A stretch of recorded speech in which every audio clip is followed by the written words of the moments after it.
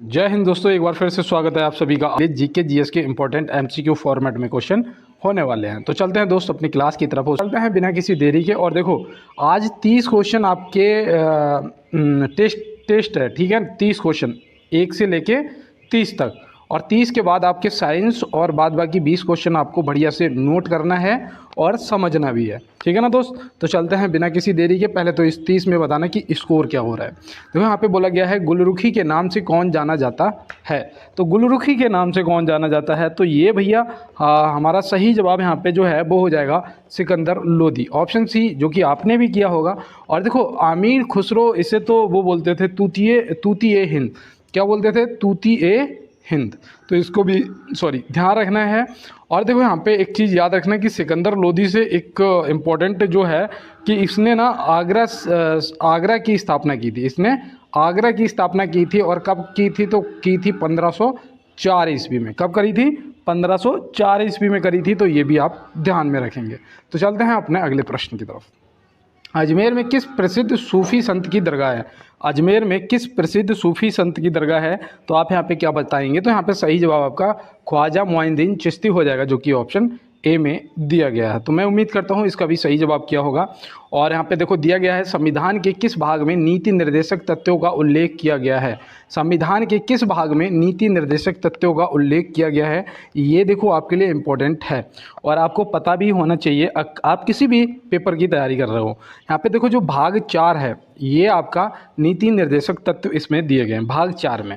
अगर हम आर्टिकल की बात करें तो आर्टिकल 14 याद रखना, आर्टिकल 14 आपका इससे संबंधित है, ठीक है ना। ये आप ध्यान में रखेंगे। अब यहाँ पे देखो चलते हैं दोस्त अपने अगले प्रश्न की तरफ, लेकिन उससे पहले मैं यहाँ पे आपको और बता देता हूँ। चलो ये तो आपका सही जवाब हो ही जाएगा। देखो भाग 2 जो है, भाग 2 ये किससे संबंधित है? तो आप क्या बताएंगे? तो याद रखना जो भाग 2 है ये नागरिकता से संबंधित है। किससे? नागरिकता से संबंधित है, ठीक है ना। लिख लो क्योंकि ये आपके लिए ज़रूरी है। नागरिकता से संबंधित है। और जो आर्टिकल है वो आपका हो जाएगा 5 से 11 तक। जो नागरिकता आपका जो भी नागरिकता संबंधित है वो आपके अनुच्छेद जो है वो 5 से 11 तक होता है। देखो यहाँ पे भाग 2 दे रखा है। भाग 2 में क्या दिया गया है? तो यहाँ पे भाग 2 तो मैं आपको अभी नागरिकता बता चुका हूँ। भाग 3 की अगर बात करेंगे तो भाग 3 में क्या दिया गया है? तो इसमें दिए गए हैं मौलिक अधिकार। क्या? मौलिक अधिकार दिए गए हैं। इतना आपको देखो ध्यान रखना है। और इसके जो आर्टिकल है वो याद रखना 12 से कहाँ तक मिलता है? 35 तक, ठीक है ना। 12 से 35 तक मिलते हैं। तो ये भी आप ध्यान में रखेंगे। और देखो भाग 3 व 4 मिलाकर संविधान की आत्मा व चेतना कहलाते हैं। भाग 3 व 4 मिला के संविधान की आत्मा व चेतना कहलाते हैं। तो ये भी आपको ध्यान में रखना है। तो चलते हैं अपने अगले प्रश्न की तरफ। एशिया की अब तक की सबसे ऊंची कला भूमि प्रदर्शनी कहाँ शुरू की गई है? सबसे ऊंची एशिया की पूछी गई है। तो आप क्या बताएंगे? तो याद रखना ये लेह में की गई थी। Leh, option C. कहाँ पर? लद्दाख में, ठीक है ना। कहाँ पर? लद्दाख। तो आप ध्यान में रखेंगे, ठीक है ना। ऊंचाई कितनी थी? तो ऊंचाई भी याद रखना। इसकी जो ऊंचाई है, हाइट है, वो कितनी हो जाएगी? वो हो जाएगी 3600 मीटर। कितनी हो जाएगी? 3600 मीटर। तो ये भी आप ध्यान में रखेंगे। तो उम्मीद करते हैं चलते हैं अपने अगले प्रश्न की तरफ और आपको समझ आ रहा होगा। तो यहाँ पे दिया गया है कि विधि के समक्ष समानता किस देश के संविधान से लिया गया है? विधि के समक्ष समानता किस देश के संविधान से लिया गया है? तो आप यहाँ पे क्या बताएंगे? तो यहाँ पे जो आपका सही जवाब है वो आपका इंग्लैंड हो जाएगा। क्या हो जाएगा? इंग्लैंड हो जाएगा। और देखो जो विधि के समक्ष समानता है ये कौन से भाग में दिया गया है? तो भाग भी देखो दोस्त ध्यान रखना है, ठीक है ना। भाग क्या हो जाएगा आपका? 3 हो जाएगा। और आर्टिकल क्या हो जाएगा आपका? 14 हो जाएगा, जो कि मैंने अभी आपको बताया था। तो ये भी आप ध्यान में रखेंगे। तो कोई भी दिक्कत आ रही हो तो आप मुझे ज़रूर बताइएगा। और चलते हैं दोस्त अपने अगले प्रश्न की तरफ। देखो यहाँ पे दिया गया है मूल संविधान में कितनी अनुसूचियाँ थीं? मूल संविधान में कितनी अनुसूचियाँ थीं और अभी कितनी हैं वर्तमान में? तो ये सब हमें पता होना चाहिए। देखो मूल संविधान में 8 अनुसूचियाँ थीं। कितनी थीं? 8 थीं। अब वर्तमान में कितनी है? 12 है। याद रहेगा ना। मूल संविधान में जो आर्टिकल थे, जो भाग अनुच्छेद थे वो कितने थे? तो जो आर्टिकल थे वो थे 395। लेकिन अभी वर्तमान में कितने हैं? तो वर्तमान में ये आर्टिकल जो आपके हैं वो हो जाएंगे 448, ठीक है ना। याद रहेगा ना। देखो जो मूल संविधान था उसमें भाग कितने थे? उसमें भाग जो थे वो कितने थे? तो याद रखना वो थे 22। अब जो वर्तमान में है उसमें भाग जो हैं वो कितने हैं, तो याद रखना 25। तो यहाँ पे देखो 8 से 12 हो गया, 395 से 448 हो गया, ये 22 से 25 हो गया है। तो ये आपको देखो ध्यान रहेगा ना दोस्त। तो चलते हैं फिर अपने अगले प्रश्न की तरफ। तो दिया गया है किस अनुच्छेद के अंतर्गत राष्ट्रपति सर्वोच्च न्यायालय से परामर्श ले सकते हैं। तो किस अनुच्छेद के अंतर्गत, तो वो अनुच्छेद भैया आपका कौन सा हो जाएगा, 143 मतलब कि 143, ऑप्शन सी जो है वो सही जवाब हो जाएगा। और अध्यादेश जारी करने की शक्ति इन्हें जो राष्ट्रपति जी को, तो याद रखना 123 में दी गई है, ठीक है ना, आर्टिकल 123 में दी गई है। तो ये भी याद रखना। देखो अनुच्छेद 61 जो है ये महाभियोग से संबंधित है। राष्ट्रपति जी पर महाभियोग की जो कार्रवाई है वो अनुच्छेद 61 के तहत की जाती है। तो ये भी आप ध्यान में रखेंगे। तो चलते हैं दोस्तों अपने अगले प्रश्न की तरफ। भारत में एक नए राज्य के गठन के लिए अनुच्छेद है। देखो आज की क्लास मुझे लग रहा है कि 1 से 2 क्वेश्चन आपको जरूर मिलेंगे, बस आप ईमानदारी से करना है। और वो लाइन जो मैं आपसे कहता हूँ कि बनना है तो समुद्र बनो, ठीक है ना, बनना है तो समुद्र बनो, लोगों को पसीना छूटना चाहिए तुम्हारी औकात को नापते नापते, है ना, तो बिल्कुल भी थकना नहीं है। तो यहाँ पे याद रखना जो नए राज्य का गठन है वो हो जाएगा अनुच्छेद 3। देखो आपका जो भाग 1 है ना, जो भाग 1 है उसमें आपके नए राज्य और राज्यों का अधिकार क्षेत्र है ना, उससे संबंधित है ना, तो वो आर्टिकल 1 से 4 तक है। कहाँ तक है, 1 से 4 तक। तो जो अनुच्छेद 3 है ना, ये याद रखना नए राज्य के गठन के लिए है। तो यहाँ पे ये चीज़ें आपको याद रखना है। और चलते हैं दोस्त अपने अगले प्रश्न की तरफ। हाल ही में किस राज्य में एनसीआर की तरह एससीआर गठित किया गया है। देखो ये मुझे लग रहा है कि इम्पोर्टेंट है, क्योंकि ये बात है उत्तर प्रदेश की। ऑप्शन ए यहाँ पे क्या हो जाएगा, बिल्कुल सही जवाब हो जाएगा। जैसे दिल्ली एनसीआर है ना, दिल्ली एनसीआर, वैसे उत्तर प्रदेश में एनसीआर गठित किया गया है। तो चलते हैं अपने अगले प्रश्न की तरफ। प्रतिवर्ष विश्व कैंसर दिवस कब मनाया जाता है। देखो दिवस वगैरह तो मुझे पता है कि एक क्वेश्चन तो आपसे जरूर पूछा जाएगा।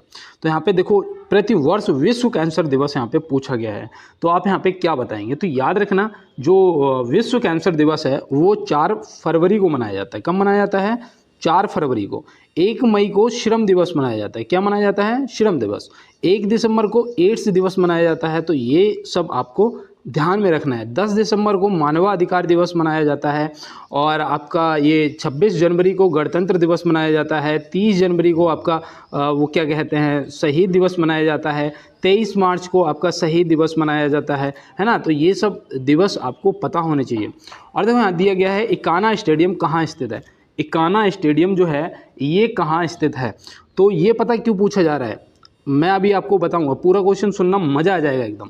पहले तो ये लखनऊ में स्थित है। कहाँ है, लखनऊ में। और इसका पता है, इसका एक नया नाम है, इसका नाम बदल दिया गया है। इसका एक नया नाम है भारत रत्न श्री अटल बिहारी वाजपेयी इकाना क्रिकेट स्टेडियम, ठीक है ना। तो ये आप ध्यान रखेंगे कि भारत रत्न श्री अटल बिहारी वाजपेयी इकाना स्टेडियम कर दिया गया है इकाना स्टेडियम को, और जो कि लखनऊ में है। ये आपको ध्यान रहेगा ना। तो चलते हैं फिर अपने अगले प्रश्न की तरफ।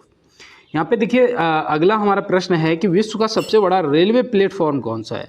विश्व का सबसे बड़ा रेलवे प्लेटफॉर्म कौन सा है और कितने उसकी जो लंबाई है वो कितनी है, उसकी जो लंबाई है वो कितनी है, वो भी यहाँ पे आपको बताना है।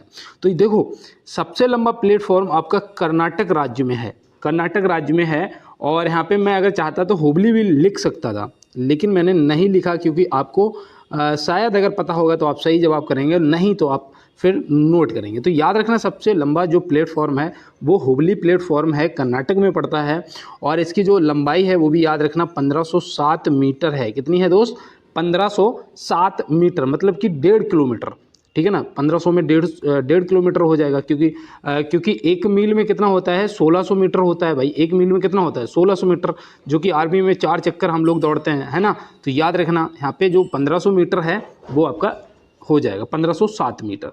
अब यहाँ पे देखो अगला दिया है कि मेघालय की राजधानी। आज बहुत इजी क्वेश्चन है, लेकिन आपको 30 के बाद जो 30 के बाद क्वेश्चन मिलेंगे 31 से, वो क्वेश्चन आपके लिए वाकई में बहुत ज़्यादा इंपॉर्टेंट होंगे।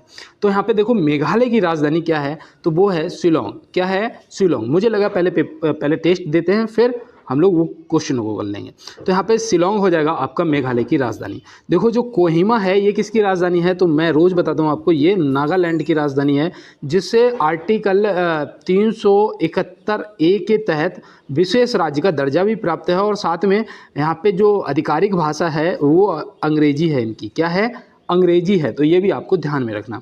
देखो यहाँ पे जो त्रिवेंद्रम दे रखा है, त्रिवेंद्रम किसकी राजधानी है, तो ये है केरल की। किसकी है भैया, केरल की राजधानी है। तो ये भी आप याद रखना, साक्षरता में सबसे ज़्यादा ये केरल है ना, तो ये भी आप ध्यान में रखेंगे। गंगटोक जो है ये सिक्किम की राजधानी है। भैया किसकी है, ये भैया सिक्किम की राजधानी है। तो ये भी आप ध्यान में रखेंगे, ठीक है ना। अगर मैं आपसे बेंगलोर पूछूं तो किसकी राजधानी बताओगे, भैया कर्नाटक की राजधानी है बेंगलोर, ठीक है ना, कर्नाटक की।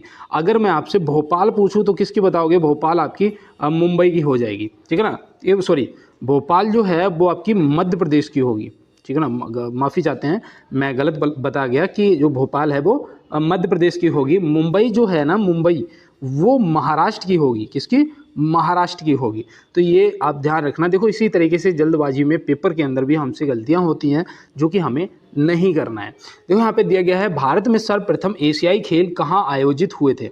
भारत में सर्वप्रथम एशियाई खेल जो हैं वो कहाँ आयोजित हुए थे और कब हुए थे। तो ये तो देखो सिलेक्टेड क्वेश्चन है, कई बार पूछा गया है आपसे अलग अलग पेपरों में। तो याद रखना 1951 दिल्ली में। कहाँ, 1951 दिल्ली में। तो चलते हैं अपने अगले प्रश्न की तरफ। एवरेस्ट पर चढ़ने वाली, क्या था, एवरेस्ट पर चढ़ने वाली प्रथम भारतीय महिला कौन थी। एवरेस्ट पर चढ़ने वाली प्रथम भारतीय महिला जो थी वो कौन थी। तो आप यहाँ पे क्या बताएंगे, तो यहाँ पे याद रखना वो थी बछेंद्री पाल जी। वो कौन थी, बछेंद्री पाल जी। अगर आपने संतोष यादव लगाया है तो मैं आपको बता दूं ये 2 बार चढ़ने वाली महिला है, ये 2 बार एवरेस्ट पर फतेह करने वाली महिला है। तो ये आप याद रखेंगे। विजय लक्ष्मी पंडित जी जो हैं ये क्या हैं, तो ये याद रखना ये भारत की पहली राजदूत हैं जो कि रूस में तैनात की गई थी। कहाँ, रूस में। तो ये भी आपको ध्यान में रखना है दोस्त। तो चलते हैं फिर अपने अगले प्रश्न की तरफ। यूनेस्को के 40वें विश्व धरोहर सत्र की मेजबानी किसने की है। यूनेस्को के 40वें विश्व धरोहर सत्र की जो मेजबानी है वो किसने की है। तो आप यहाँ पे क्या बताएंगे, तो यहाँ पे ये हो जाएगा आपका भारत। भारत के कहाँ पर हुई है भाई, वो कौन सा स्थान है, तो वो भी याद रखना आपका हो जाएगा नई दिल्ली। क्या हो जाएगा, नई दिल्ली। तो ये भी आप ध्यान में रखेंगे, कहाँ पर, भारत में, और भारत में कहाँ पर, नई दिल्ली में। तो चलते हैं अपने अगले प्रश्न की तरफ। बृहदेश्वर मंदिर का निर्माण किसने किया था। बृहदेश्वर मंदिर का जो निर्माण है वो किसने किया था और कब किया था, ये आपको पता होना चाहिए। और मुझे लगता है कि अगर नहीं पता है तो आज आप नोट करेंगे। तो यहाँ पे देखो राज राजा चोल प्रथम, ऑप्शन सी जो है वो क्या हो जाएगा, सही जवाब हो जाएगा। इसका जो देखो दोस्त, इसका जो निर्माण है वो कब कराया गया था, तो आपको वो भी पता होना चाहिए। तो इसका निर्माण याद रखना 1010 ईस्वी में किया गया था। कब, 1010 ईस्वी के आसपास किया गया था। तो ये भी आप ध्यान में रखेंगे। आपको बता दूं कि मेरे साथ अगर नए दोस्त जुड़े हुए हो तो यार एक बार लाइक वाला बटन जरूर दबा लेना और साथ में बेल आइकन को भी दबा लेना, ठीक है ना। और साथ में आप सब्सक्राइब कर लेना। जब सब्सक्राइब करेंगे आपको बेल आइकन दबाना पड़ेगा। और क्या करना है, थोड़ा सा यार क्लास को शेयर कर देना दोस्तों के साथ में, क्योंकि इस क्लास को भी यार अगर आप वायरल करा पाएंगे तो मैं आपको लाइव क्लास देना स्टार्ट कर दूंगा। क्योंकि पता है क्या है, मैं यार उसके लिए थोड़ा सा व्यवस्था चाहिए, एक बंद कहीं बैठने का, जो कि मेरे पास नहीं है, ठीक है ना। तो इसलिए मैं यार लाइव नहीं करा पाता हूँ। और यहाँ पे देखो दिया गया है कि सरदार वल्लभ भाई पटेल हवाई अड्डा स्थित है। सरदार वल्लभ भाई पटेल हवाई अड्डा स्थित है। तो आप यहाँ पे क्या बताएंगे, याद रखना वो है अहमदाबाद में। ऑप्शन सी जो है अहमदाबाद आपका सही जवाब हो जाएगा।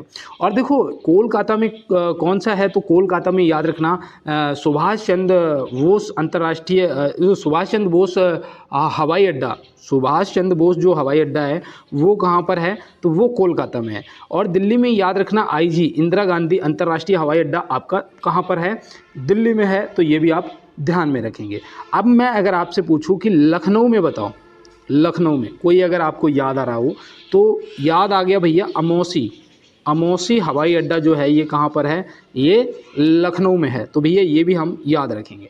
तो चलते हैं अपने अगले प्रश्न की तरफ। लाइव पता लाइव करने के लिए बंद क्यों चाहिए, क्योंकि अभी यहाँ पे खुला है, कोई भी आ सकता है, बोल सकता है बीच में आके, तो क्या होगा मैं क्लास को रोक भी लूँगा, ठीक है ना, अचानक कोई आ जाएगा। लेकिन जब लाइव चल रहा होगा तो मैं उसे क्लास को पाउज नहीं कर सकता ना बीच में, तो उसके लिए यार एक सेपरेट जगह चाहिए जहाँ पर आराम से बैठ के आप पढ़ा पाएँ और खुद भी पढ़ पाएँ। देखो यहाँ पे दिया गया है कि नारायण घाट किसकी समाधि स्थल का नाम है, नारायण घाट। तो नारायण घाट जो है ये याद रखना, यहाँ पे सही जवाब आपका गुलजारी लाल नंदा हो जाएगा, ठीक है ना। जवाहरलाल नेहरू जी की समाधि स्थल का नाम अगर आपको पता हो तो आप फटाफट कमेंट बॉक्स में टाइप करेंगे। तो याद रखना क्या है, शांतिवन, क्या है, शांतिवन इनकी समाधि स्थल का नाम है। महात्मा गांधी जी राज करते हैं तो याद रखना राजघाट, ठीक है ना, हम सभी के दिलों पे राज करते हैं तो इनकी समाधि स्थल का नाम राजघाट है। और देखो डॉक्टर भीमराव अंबेडकर जी से याद रखना इनकी समाधि स्थल का नाम चैत्रा भूमि है, क्या है, चैत्र भूमि। और इनसे एक चीज़ याद रखना, इनका जन्म जो है वो महू में हुआ था जो कि मध्य प्रदेश में पड़ता है ना, तो ये भी आपको ध्यान में रखना है। और देखो इंदिरा गांधी की समाधि स्थल का नाम शक्ति घाट है, तो ये भी आप ध्यान में रखेंगे, ठीक है ना, क्या, शक्ति घाट है। और देखो राजीव गांधी की समाधि स्थल का नाम जो है वो वीर घाट है। और चौधरी चरण सिंह की समाधि स्थल का नाम क्या है, किसान घाट है। तो ये सब आपको दोस्त देखो जब आप पढ़ोगे ना तब आप मेरे जैसे रट पाओगे, जैसे आज मुझे रट गया है तो आप भी रट लोगे। लेकिन उसके लिए दोस्त आपको मेहनत करनी पड़ेगी, पढ़ना पड़ेगा, और सबसे बड़ी बात है लिखना पड़ेगा। जब तक आप क्वेश्चनों को लिखेंगे नहीं तब तक याद नहीं होता है। और देखो यहाँ पे दिया गया है कि महात्मा गांधी किसकी कृतियों से अत्यधिक प्रभावित थे। महात्मा गांधी जी किसकी कृतियों से अत्यधिक प्रभावित थे, तो आप यहाँ पे क्या बताएंगे, तो वो हो जाएंगे लियो टॉल्स्टॉय, जो कि ऑप्शन सी में दिए गए हैं, लियो टॉल्स्टॉय आपका सही जवाब हो जाएंगे। और चलते हैं इसी के साथ अपने अगले प्रश्न की तरफ। प्रिंस ऑफ पिलग्रिम्स नाम किसे प्रदान किया गया था, प्रिंस ऑफ पिलग्रिम्स नाम किसे प्रदान किया गया था, तो आप यहाँ पे क्या बताएंगे, तो याद रखना ये जो नाम है वो हैन-सांग का है, ठीक है ना, ऑप्शन बी जो है सही जवाब हो जाएगा। हैन-सांग जो है ये किसके शासनकाल में आया था, ये शायद हर्षवर्धन के शासनकाल में आया था, है ना। और वास्को डी गामा 1498 में आया था भारत, ये पुर्तगाली था। और ये कहाँ उतरा था, कालीकट पे उतरा था, कालीकट है ना, कालीकट उतरा था बंदरगाह पे, तो ये भी याद रखेंगे। और चलते हैं दोस्त अपने अगले प्रश्न की तरफ। और यहाँ पे देखो अगला प्रश्न है कि किस तिथि को दिन रात बराबर होते हैं, ऐसी वो कौन सी तिथि है जब दिन रात बराबर होते हैं, तो आप यहाँ पे क्या बताएंगे, याद रखना है यहाँ पे ऑप्शन सी हो जाएगा, ए और बी दोनों। 21 मार्च और 23 सितंबर को दिन व रात दोनों बराबर होते हैं। तो चलते हैं फिर अपने अगले प्रश्न की तरफ। जुलाई 2025 तक रेलवे कनेक्टिविटी के तहत आने वाला पूर्वोत्तर क्षेत्र का चौथा राजधानी शहर होगा। ये वो क्वेश्चन है, मैंने बोला था ना 30 तक जो हम लोग पहले कर चुके हैं। अब यहाँ पे आप बताइए कि आपको क्या याद है ये क्वेश्चन, तो यहाँ पे जी हाँ भैया आइजोल इसका सही जवाब है, जो कि ऑप्शन सी में दिया गया है। तो बिल्कुल सही बात है, अगर आपने जवाब किया है तो फिर इसका जवाब आइजोल ही होगा। और देखो यहाँ पे दिया है मार्ले मिंटो सुधार बिल किस वर्ष में पारित किया गया था, मार्ले मिंटो सुधार बिल किस वर्ष में पारित किया गया था, तो आप यहाँ पे क्या बताएंगे, 1909 ऑप्शन ए जो है सही जवाब हो जाएगा। 1919 में जलियांवाला बाग हत्याकांड हुआ था, जो कि डेट थी 13 अप्रैल, तो ये भी आप ध्यान में रखेंगे। इसके लिए 2 समिति बनी थी, एक समिति थी हंटर समिति और एक समिति थी तहकीकात समिति। हंटर समिति जो अंग्रेजों ने बनाई थी और तहकीकात समिति जो थी वो इंडियन ने बनाई थी, तो ये भी आप ध्यान में रखेंगे, ठीक है ना। भारतीयों ने तहकीकात समिति बनाई थी, तो ये आप ध्यान में रखेंगे। और देखो 1939 याद रखना, इसमें सुभाष चंद्र बोस जो राष्ट्रीय कांग्रेस से अलग हुए थे, तो उन्होंने एक स्थापना की थी दल की, उसका नाम था फॉरवर्ड ब्लॉक। फॉरवर्ड ब्लॉक की स्थापना सुभाष चंद्र बोस जी ने 1939 में की थी, तो ये भी आप ध्यान में रखेंगे। तो चलते हैं फिर अपने अगले प्रश्न पे। प्रसिद्ध भगवान नटराज का प्रसिद्ध मंदिर कहाँ स्थित है, तो प्रसिद्ध भगवान नटराज का मंदिर कहाँ स्थित है, तो आप यहाँ पे क्या बताएंगे, तो याद रखना इसका जो सही जवाब है वो क्या हो जाएगा। तो यहाँ पे जो आप कर रहे हैं चिंदवरम, तो बिल्कुल ऑप्शन ए जो है चिंदवरम आपका सही जवाब हो जाएगा। ये कौन से राज्य में पड़ता है भैया, अब भैया आपने फंसा दिया, बिल्कुल भैया यार तमिलनाडु में पड़ता है, ठीक है ना, नोट कर लेना कहाँ पड़ता है, तमिलनाडु में। और मैं बताऊँ इस मंदिर में ना भरतनाट्यम जो शिल्प कला है वो दर्शाई गई है, तो वो भी आप देखो याद रखना, ठीक है ना, भरतनाट्यम शिल्प कला जो कि इस मंदिर में दर्शाई गई है। और यहाँ पे देखो दिया है अल बरूनी किसके शासनकाल में इतिहासकार था। अल बरूनी, तो अल बरूनी भैया ये महमूद गजनबी के शासनकाल में था, महमूद गजनबी। और देखो मैंने आपको कनिष्क के शासनकाल से क्या बताया था, अश्वघोष, अश्वघोष बताया था ना, तो वो भी आप याद रखना। अश्वघोष किसके दरबार में थे, कनिष्क के दरबार में थे। तो चलते हैं अपने अगले प्रश्न की तरफ और देखते हैं हमारा अगला क्या है। देखो यहाँ पे पूछा गया है कि सैंडलर आयोग का संबंध किससे था। एक मिनट, क्या हुआ, ये बैक हो गया भाई, माफ़ी चाहते हैं। सैंडलर आयोग का संबंध किससे था, सैंडलर आयोग का जो संबंध है वो किससे था, तो याद रखना वो भैया शिक्षा से था, जो कि ऑप्शन बी में दिया गया है, शिक्षा से था। और इसका जो गठन है, सैंडलर आयोग का जो गठन है वो कब किया गया था, तो आप यहाँ पे क्या बताएंगे, तो याद रखना ये किया गया था 1917 में भैया। कब किया गया था, 1917 में किया गया था। और पता है ये शिक्षा से संबंधित था, इसे जैसे बोल सकते हैं कि कलकत्ता विश्वविद्यालय के सामने जो आने वाली समस्याएं थी उनसे निपटने के लिए इसे बनाया गया था। तो आप ऐसे भी इसे याद रख सकते हैं। और चलते हैं दोस्त अपने अगले प्रश्न की तरफ। देखो यहाँ पे दिया गया है संविधान सभा के गठन की मांग सर्वप्रथम किसके द्वारा प्रस्तुत की गई थी, तो संविधान सभा के गठन की जो मांग है सर्वप्रथम किसके द्वारा प्रस्तुत की गई थी, तो यहाँ पे आप क्या बताएंगे, तो यहाँ पे आपका जो सही जवाब है वो याद रखना बाल गंगाधर तिलक जी, जो कि ऑप्शन बी में दिया गया है। तो बाल गंगाधर तिलक जी आपका सही जवाब हो जाएगा। और इन्होंने जो इसकी मांग है वो सर्वप्रथम कब की थी, अगर पता है तो कमेंट बॉक्स में बताओ, नहीं तो नोट करो 1895। क्या हो जाएगा, 1895 है जो आपको ध्यान में रखना है दोस्त। तो चलते हैं फिर अपने, देखो यहाँ पे और बताऊँ आपको, जो ये तो ऑप्शन बी तो हो ही जाएगा। जो संविधान है वो कितने दिनों में बना था, तो याद रखना वो 2 वर्ष 11 माह और 18 दिन का समय लगा था। 2 वर्ष 11 माह 18 दिन का समय लगा था, तो ये भी आप ध्यान रखेंगे। तो चलते हैं अपने अगले प्रश्न पे। चंद्रगुप्त मौर्य अपने अंतिम दिनों में किस धर्म के अनुयायी बन गए थे, चंद्रगुप्त मौर्य जो थे वो अपने अंतिम दिनों में किस धर्म के अनुयायी बन गए थे, तो यहाँ पे आप जैन धर्म बता देंगे तुरंत, है ना, तुरंत बताएंगे कि भैया जैन धर्म के अनुयायी बन गए थे। लेकिन वो कहाँ चले गए अपने अंतिम दिनों में, वो कहाँ चले गए थे, कहाँ मतलब कि जाके अपने ध्यान में मगन हो गए थे, वो कौन सी जगह थी, तो वो याद रखना सिरवड़ बेलगोला। क्या थी, सिरवड़ बेलगोला, तो ये भी आप ध्यान में रखेंगे। और ये मौर्य वंश के संस्थापक थे, ठीक है ना, ये भी आप याद रखना कि मौर्य वंश के संस्थापक थे। और यहाँ से इन्होंने नंद वंश को समाप्त कर दिया था और फिर मौर्य वंश की स्थापना की थी, ऐसे आप इनसे याद रखना है। देखो यहाँ पे दिया गया है दक्षिण अफ्रीका में महात्मा गांधी द्वारा प्रकाशित पत्रिका का नाम था। ये आपका लास्ट क्वेश्चन है और इसका आप फटाफट इस क्वेश्चन का जवाब करिएगा कि दक्षिण अफ्रीका में महात्मा गांधी द्वारा प्रकाशित पत्रिका का नाम क्या था, तो याद रखना इंडियन ओपिनियन था। ऑप्शन सी जो है इंडियन ओपिनियन आपका सही जवाब हो जाएगा। और जो ये यंग इंडिया है ये तो भारत में प्रकाशित किया गया था, है ना, जो यंग इंडिया है ये भारत में, और इंडियन ओपिनियन जो है ये दक्षिण अफ्रीका में। और देखो ये पूछा जाएगा कि महात्मा गांधी जी दक्षिण अफ्रीका से कब वापस आए थे, तो आप क्या बताएंगे, तो याद रखना वो आए थे 9 जनवरी 1915 में वापस आए थे, जिसे भारतीय प्रवासी दिवस के रूप में भी मनाया जाता है 9 जनवरी को, है ना, तो ये भी आप ध्यान में रखेंगे। अब यहाँ पे आप मुझे बताएंगे कि जो आपने 30 क्वेश्चन किए हैं उनमें आपके कितने सही राइट क्वेश्चन हुए हैं। 30 में से क्या आपका 30 स्कोर रहा है, अगर आप मेरे साथ जुड़े हुए हैं तो मैं उम्मीद करता हूं कि आपका 30 में से 30 रहा होगा, जो कि अभी आप मुझे कमेंट में बता के सूचित करेंगे। बिल्कुल बहुत अच्छी बात है और आपका स्कोर 30 में से 30 रहा, ये मैं उम्मीद करता हूँ। और देखो अब जो 20 क्वेश्चन हैं उन्हें आप नोट करेंगे, क्योंकि ये भी आपके लिए इम्पोर्टेंट है। और आप बहुत ज़्यादा साइंस बोलते रहते हैं, तो 20 क्वेश्चन आपको ये साइंस से मिल जाएंगे, ठीक है ना। तो यहाँ पे देखो दिया गया है सेल्यूलोज किसका एक बहुलक है, सेल्यूलोज जो है वो किसका एक बहुलक है, तो यहाँ पे आपका जो जवाब है वो क्या होगा फटाफट बताइएगा। तो यहाँ पे जवाब आपका ग्लूकोज हो जाएगा, जो कि ऑप्शन बी में दिया गया। तो चलते हैं अपने अगले प्रश्न की तरफ।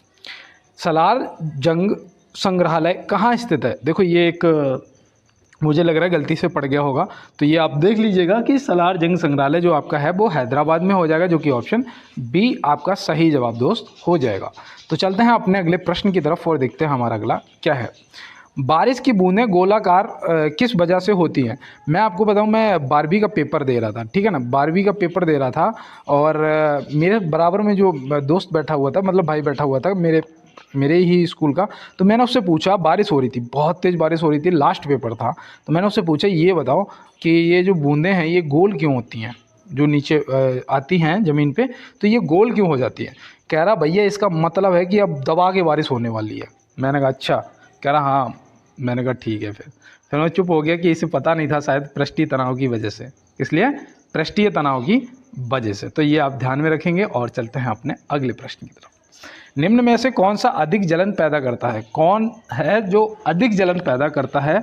ऑप्शन दे रखे हैं, बर्फ, आग और भाप। तो यहाँ पे आपका जो सही जवाब है वो क्या होगा, तो याद रखना वो हो जाएगा आपका भाप, जो कि ऑप्शन सी में दिया गया है। तो ऑप्शन सी, देखो भाप से अगर जलोगे ना तो बहुत ज़्यादा जलन होती है ना। आपने देखा होगा चाय वाय की जो भाप निकलती है, जब उसे वो वैसे छानते हैं छन्नी से तो जल जाते हैं एकदम से। तो यहाँ पे दिया गया है, एक जलीय परिस्थितिक तंत्र में संख्या का पिरामिड सदैव होता है। तो संख्या का जो पिरामिड होता है वो कैसा होता है, वो सदैव सीधा होता है। कैसा होता है, सीधा होता है, जो निम्नलिखित में से ज्योति तीव्रता का मात्रक है। इनमें से ज्योति तीव्रता का मात्रक कौन सा है। तो भैया आप क्या बताएंगे, ज्योति तीव्रता का जो मात्रक है वो याद रखना कैंडला है। क्या हो जाएगा, कैंडला, ऑप्शन सी। केल्विन बताओ, केल्विन जो है वो किसका मात्रक है। केल्विन जो दे रखा है ये किसका मात्रक है, तो याद रखना भैया ये ताप का मात्रक है। किसका, ताप का। एम्पियर जो है ये किसका मात्रक है, तो याद रखना ये भैया विद्युत धारा का है। किसका है, विद्युत धारा का मात्रक एम्पियर आपका हो जाएगा।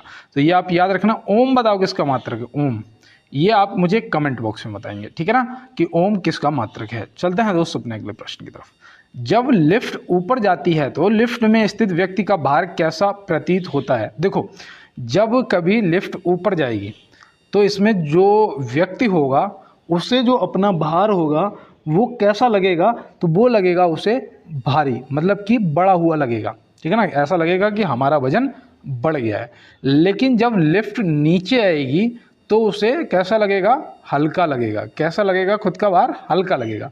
लेकिन अगर मान लो कोई लिफ्ट ऊपर जा रही है और अचानक से लिफ्ट जो है वो टूट जाती है, एकदम से नीचे आती है, तो क्या होगा, तो आदमी को अपना भार भारहीन लगेगा। कैसा लगेगा, भारहीन लगेगा, कि हम में कोई वजन बचा ही नहीं है, क्योंकि वो जा रही होगी अचानक और अचानक टूटेगी तो बहुत तेज नीचे आएगी। तो उस टाइम क्या लगेगा कि जो हमारा वजन है वो भारहीन है, मतलब कि वजन हम में है ही नहीं। अब यहाँ पे देखो दिया गया है, किसी ग्रह के चारों ओर परिक्रमा करने वाले पिंड को उस ग्रह का क्या कहते हैं।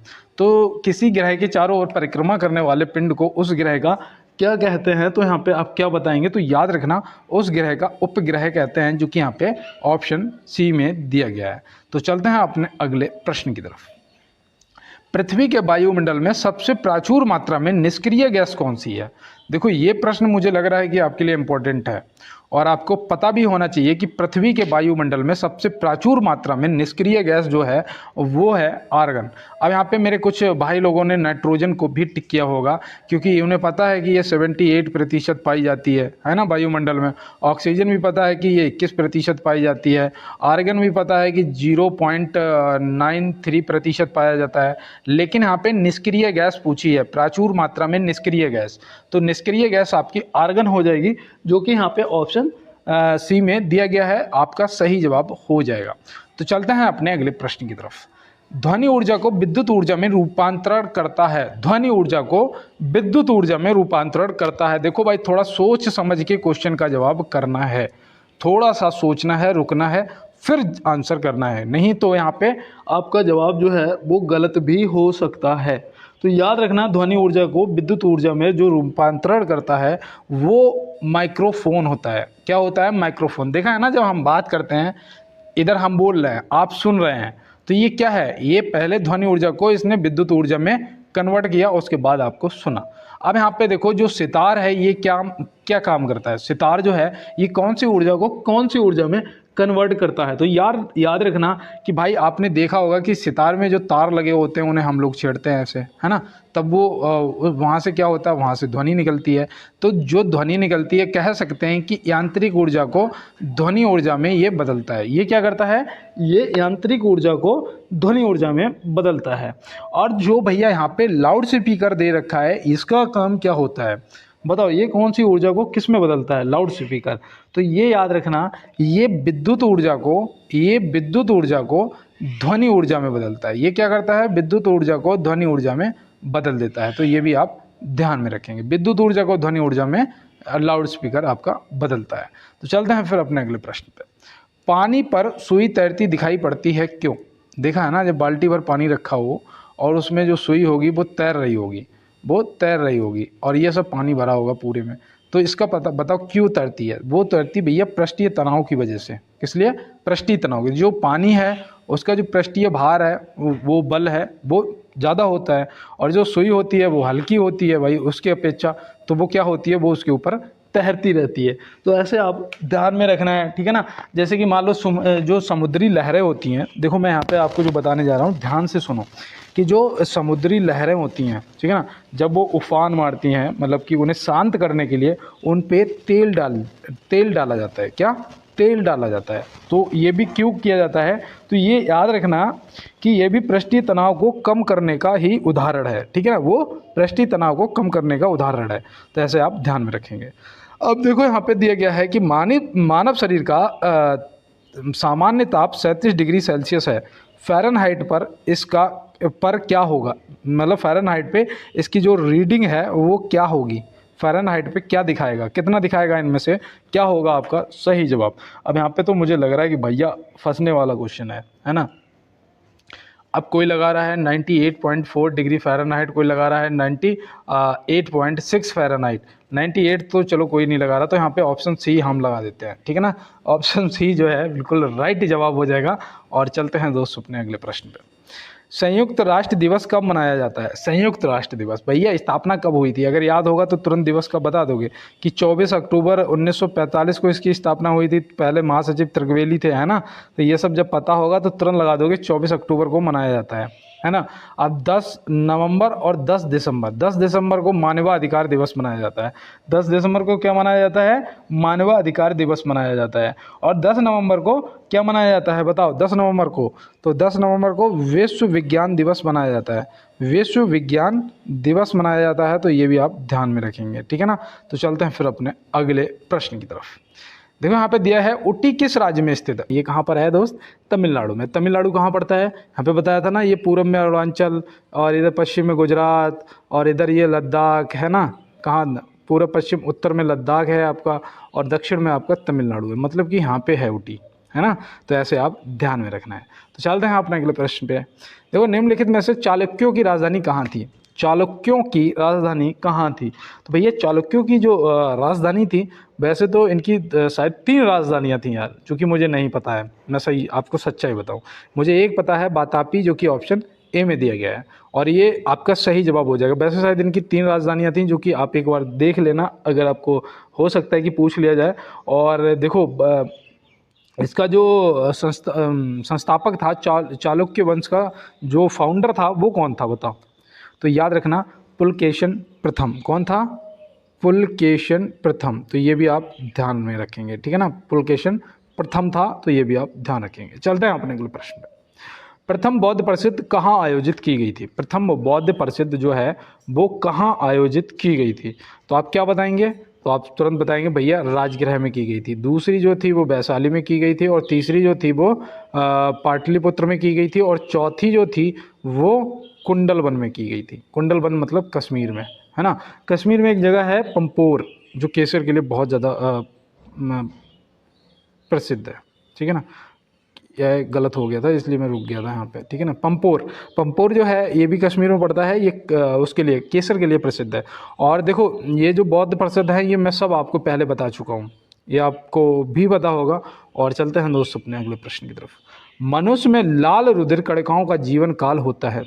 मनुष्य में लाल रुधिर कणिकाओं का जो जीवन काल है वो क्या होता है। अब इनमें से आप क्या बताएंगे, तो यहाँ पे जो आपका दे रखा है ऑप्शन, उनमें सबसे सही जवाब आपका 120 दिन हो जाएगा, जो कि ऑप्शन ए में दिया गया है ना। यहाँ पे ये डॉट भी नीला लगा हुआ है, तो कोई ये ना सोचे भाई कि ये मैंने पहले ही लगा रखा है, ऐसा नहीं है, ठीक है ना, गलती से लगा हुआ है। तो याद रखना, जो लाल रुधिर कणिकाएँ होती हैं उनका जीवन काल 120 दिन होता है। नेताजी सुभाष राष्ट्रीय खेल संस्थान कहाँ है? नेताजी सुभाष राष्ट्रीय खेल संस्थान जो है वो कहाँ पर है? तो आप क्या बताएंगे? तो याद रखना वो आपका पंजाब हो जाएगा। पंजाब के पटियाला में है। कहाँ पर? पंजाब के पटियाला में है, तो ये भी आप याद रखना। और एशिया का ये पहला सबसे बड़ा खेल संस्थान है, ठीक है ना, एशिया का सबसे बड़ा खेल संस्थान है और ये पटियाला में है। तो चलते हैं दोस्त अपने अगले प्रश्न की तरफ। प्रतिवर्ष विश्व पर्यटन दिवस कब मनाया जाता है?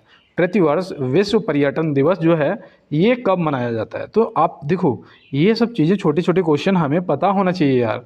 अब यहाँ पे अगर हमें 27 सितंबर पता होगा हम लगा देंगे, नहीं तो हम घूमेंगे कि भैया 4 जनवरी या 1 दिसंबर भी हमें पता है ना, तो हम बता देंगे। लेकिन हमें अगर नहीं पता होगा तो कैसे बताओगे? तो याद रखना यहाँ पे इसकी जो मतलब कि शुरुआत है वो 1980 में की गई थी। इसकी विश्व पर्यटन दिवस की जो शुरुआत है वो 1980 में की गई थी। तो इसको भी आप ध्यान में रखेंगे। और चलते हैं अपने अगले प्रश्न की तरफ और देखते हैं हमारा अगला क्या है। मुद्रास्फीति के दौरान कर की दरों में क्या होगा? मुद्रास्फीति के दौरान कर की दरों में क्या होगा?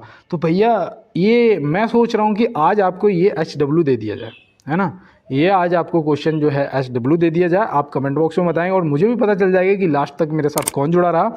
और दोस्त मिलते हैं अगली क्लास में अगले प्रश्नों के साथ में, और कुछ बेहतर करेंगे हम अपने जीवन के लिए।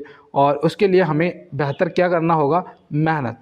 जितनी मेहनत आप बेहतर करेंगे जीवन में उतना बेहतर आप आगे जाएंगे, ये सत्य है। और मिलते हैं दोस्त नेक्स्ट क्लास में नेक्स्ट प्रश्नों के साथ में।